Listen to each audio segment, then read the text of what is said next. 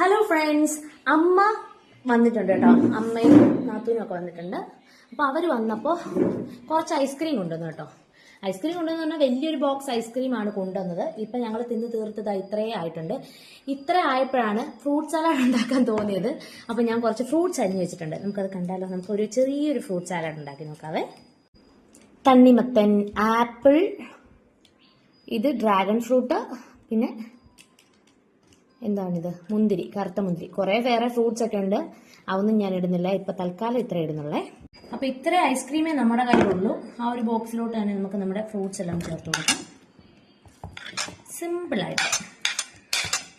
ഇത്രയും വേണമെന്ന് പോലും അറിയത്തില്ല, എന്നാലും നമ്മുടെ കയ്യിലുള്ളത് വെച്ചിട്ട് നമ്മൾ ചെറിയൊരു ഫ്രൂട്ട് സാലഡ് ഉണ്ടാക്കുകയാണ്.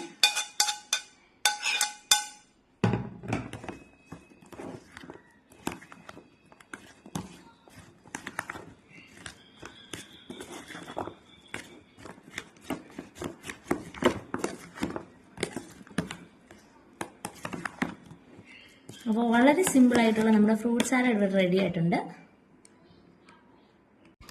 ഐസ്ക്രീം കുറച്ച് കുറഞ്ഞു പോയി, എന്നാലും കുഴപ്പമില്ല. ഫ്രൂട്ട് സാലഡ് റെഡിയേ. ഇനി ഇതൊന്ന് ടേസ്റ്റ് ചെയ്ത് നോക്കാവേ. എന്തോ ചെയ്യാനാണ്, ഐസ്ക്രീം ഉള്ളപ്പോൾ നമ്മളിത് ചെയ്തില്ല. ദാ ഫ്രൂട്ട് സാലഡ്.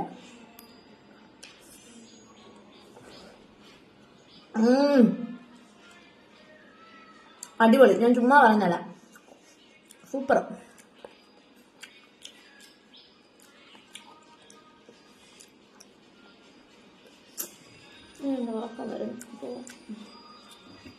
സൂപ്പർ സാധനം.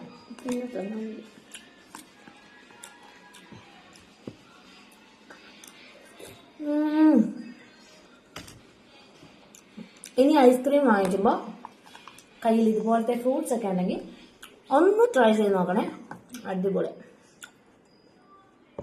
അപ്പം വീഡിയോ ഇഷ്ടപ്പെടുകയാണെങ്കിൽ ഒന്ന് ലൈക്ക് ചെയ്ത് സപ്പോർട്ട് ചെയ്യണം. ഞാൻ ഇതിപ്പം മുഴുവൻ തന്നെ തിന്നു തീർക്കും.